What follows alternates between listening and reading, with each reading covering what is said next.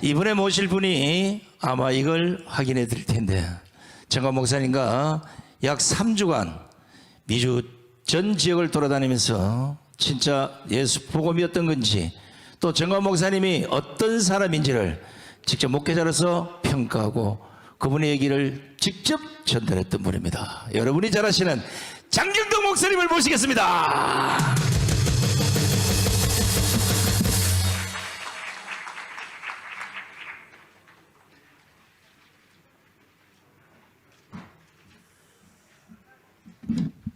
저는 몇 분 해야 되죠? 시간이 끝날 때 시키려니까 왜 중간에 시키지? 말들이 참 많아요. 말들이 참 많은데 저에 대해서 하는 말이 왜 그런 말을 했냐 이런 말은 거의 없고, 왜 거기가 있냐 이런 말을 많이 하더라고요. 이렇게. 예. 어떤 분은 네가 정광훈 목사님도 인기도 더 좋고 사람도 더 많이 모이고 집회도 많이 하고 그런데 그건 하지 왜 거기 가서 있냐, 그런가 보다. 그랬더니 또 한쪽에서는 막 울면서 목사님이 거기 계셔서 너무 감사해요 이렇게 막 울면서 그래요. 근데 이제 제가 몇 가지만 얘기를 하겠는데요. 이건 이제 저 고향이라 하고 싶은 말이 많은데, 일단 에스겔 34장 1절을 한번 보세요. 에스겔 34장 1절. 시작. 여호와의 말씀이 내게 임하여 가라사대. 이게 저는 내 목숨보다 더 중요하다고 생각합니다. 적어도 주의 종은 다 필요 없고 뭘 듣고 살아야 돼요? 하나님의 음성을 듣고 살아야 돼요. 하나님의 음성. 그러니까 백날 인간적 소리 소용없고 하나님의 음성을 듣는데, 그 다음에 2절을 보세요. 2절. 신기해요. 시작. 인자야 너는 이스라엘 목자들을 쳐서 예언해라. 가만히 있어봐. 저 말을 그대로 하면 어떻게 해야죠? 이 시대에 목자들이 누구예요? 이 목자들이 목사요. 목사요. 그 목사를 어떻게 해서 얘기하라고? 그러면 어떻게 쳐야 돼? 아니 이게 성경에 있더라니까 이게. 제가 부산에서 어떤 분이 전화가 왔어요. 목사님, 제가 목사님 왕팬입니다. 유튜브로 계속 은혜 받고 있습니다. 그런데 목사님 한 가지 좀 아쉬워서 전화합니다. 뭔데? 그랬더니 제발 설교하실 때 술집 여자 욕하는 소리는 하지 말아주세요 그러더라고. 그래서 교회 나가세요 그랬더니 안 나갑니다. 그래서 감사하더라고요. 교회도 안 나가는데 내 팬이고. 제가 거기서 깨달은 게 술집 여자도 욕 듣는 건 싫어하는가 보구나. 그래서 저는 가능한 한 알았습니다. 그래요. 그게 이제 저하고 전광훈 목사님하고 좀 다른 거예요. 저는 이제 욕을 잘 안 하잖아, 그죠? 근데 전 목사님이 욕을 해요? 그 왜 자꾸 욕을 할까? 내가 욕하지 말라고 그렇게도 왜 할까 봤더니 에스겔 34장 2절 같아. 이게 이 사람마다 이게 쓰임받는 그릇이 좀 다르구나. 예수님이 이 땅 위에 내려올 때 아무 일 없이 내려오셨을까? 제가 한번 상상을 해봤어요. 하늘에서 예수님이 이 땅에 오신다고 할 때 모든 하나님 또 천사들이 그거 왜 가려고 그러면 그 더러운 세상에, 더러운 세상에 왜 가려고 그러냐? 안 오셨으면 예수님은 깨끗해졌는지 모르지만 우리는 구원이 안 됩니다. 더러운 곳에, 더러운 세상에 가서 세상을 구원하는 게 주님의 뜻인 것처럼 세상 사람은 이렇게 말합니다. 백로야 까마귀 노는 곳에 가지 마라. 거기 가면 너 더러워진다. 그 말이 얼마나 수준 없는 말인지는 아세요? 예수님은 너희는 세상에 빛이 되라. 너희는 세상에 소금이 되라. 그러면 너희는 세상에 들어가면 오염되잖아요. 그런데 오염되라고 안 하고 뭐가 되라? 빛이 되라. 뭐가 되라? 소금이 되라. 그 말은 네가 세상에 가서 오염되지 말고 네가 세상을 정화시켜라 그 말이요. 여러분, 세상에 크리스찬이 안 보여요. 세상에 크리스찬이 안 보여요. 그러면 크리스찬이 없냐? 있어요. 왜 안 보일까? 자기가 자기를 녹이지를 않아요. 소금이 녹는다는 말은 소금이 죽는다는 말입니다. 빛이 빛을 낸다는 말은 촛불이 죽는다는 말입니다.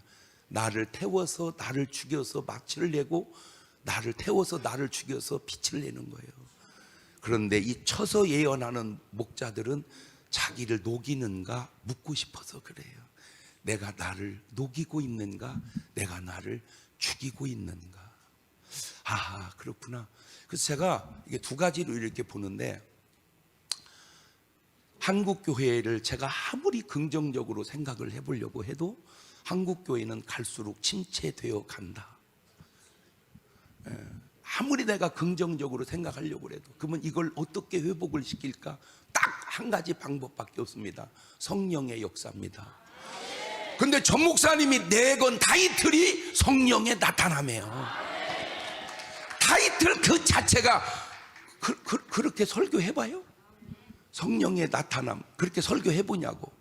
오늘 여러분들이 설교를 들을 때 수많은 목사님들의 설교를 들으면서 꼭 유념해야 될 게 있어요. 그게 뭐냐면 그 설교 속에 하나님이 내게 이렇게 말씀하셨다, 성령을 받으라, 이런 성령과 하나님의 나타남이 그 설교 속에 없다면 죄송한 얘기인데 사람 얘기하고 있는 거예요. 받은 얘기가 아닌 얘기를 하고 있는 거예요. 그래서 제가 뭘 봤냐? 아하, 그래, 욕은 좀 그렇지만 근데 내가 그것도 좀 안타까운 게, 자, 강도가 십자가에 매달려 달릴 때 누가복음 23장 39절을 가보세요. 보세요. 달린 행악자 중 하나는 뭐하여 가로되, 비방을 합니다. 누구를? 예수를. 그래서 네가 그리스도가 아니냐, 너와 우리를 구원하라. 제가 저거를 계속 묵상하다가 이런 생각이 드는 거예요. 저 강도가 십자가에 죽으면서 비방만 했을까?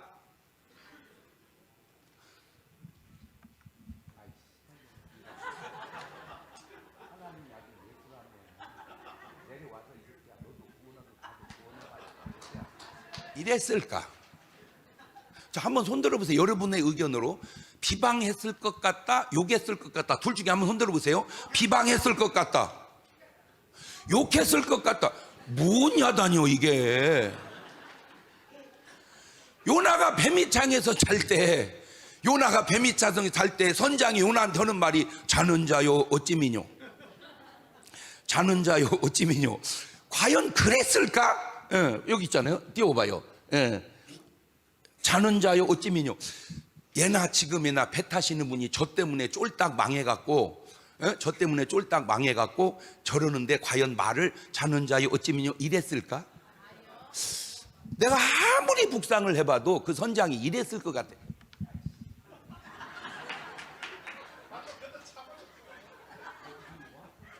했을까?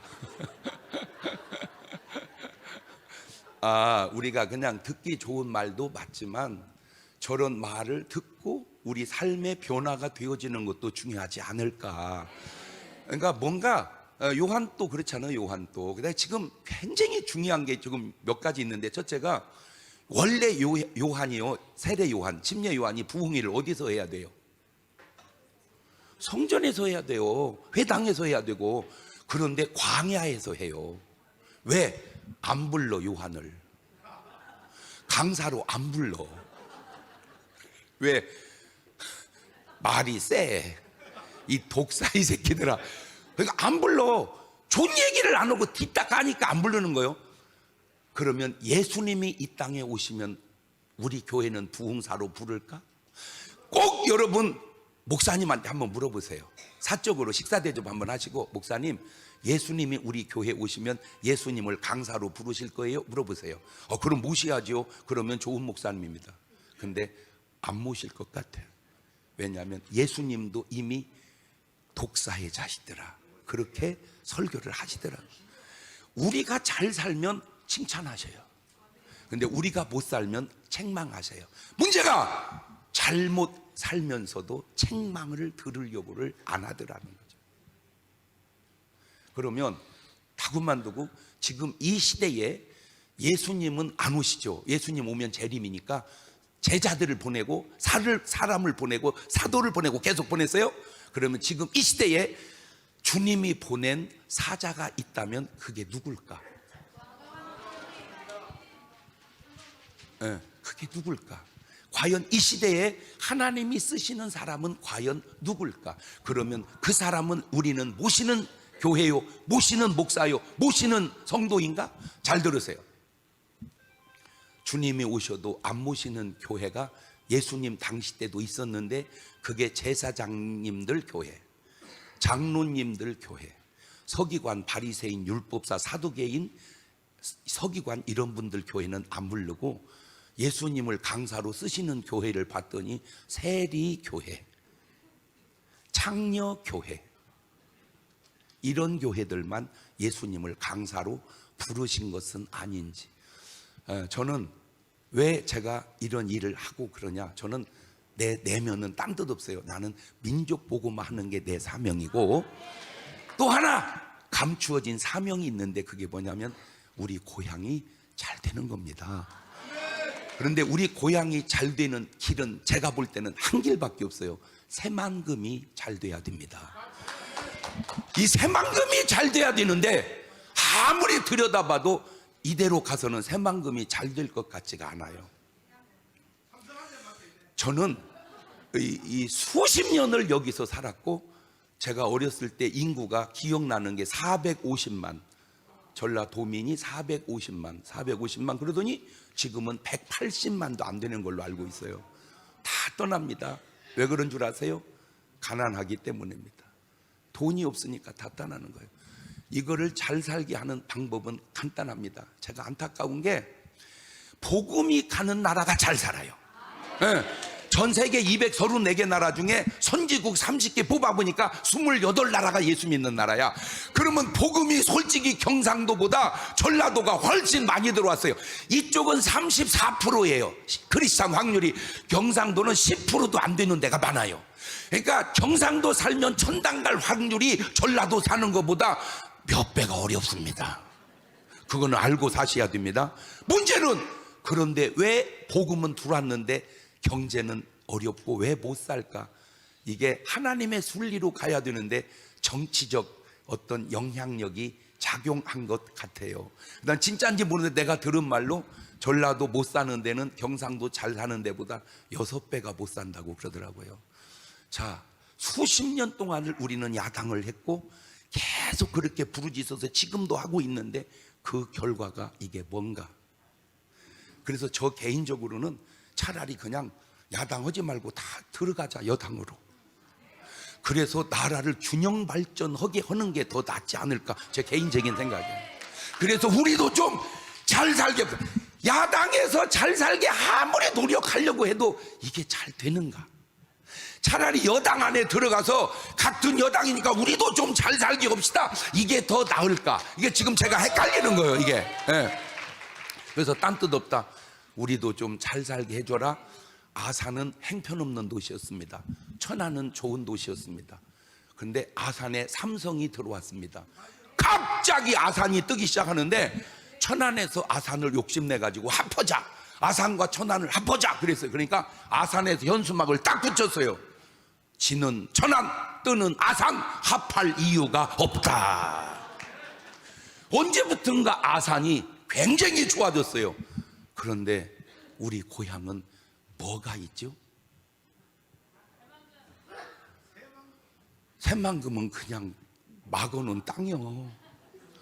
뭔가가 들어와야 돼요. 뭔가가 들어와야 돼. 큰 기업 하나만 들어와도 도시가 살아요. 이걸 어떻게 할 건가? 꼭 저는 우리가 어떻게 하든 저는 원하는 뜻은 민족 복음하고, 더 나아가서 또 밑에 감춰인 또 하나의 뜻은 나라가 그렇게 크지도 않으니까, 조그마한 나라니까 지역의 균형 발전을 해서 서로 잘 살게 한다면 그러면 더 좋지 않을까?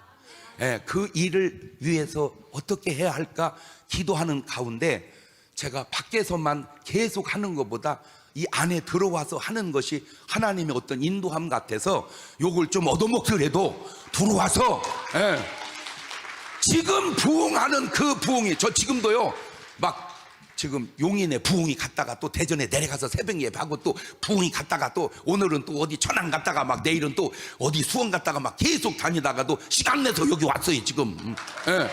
왜? 어쨌든 두 가지 민족보고마를 이루게 하고 평화적인 남북 통일을 이루게 하고 지역 균형 발전을 이루게 하자. 할렐루야. 감사합니다. 자, 먼저 말씀 주신 우리 장경도 목사님께 뜨거운 박수를 보내주시기 바랍니다. 장경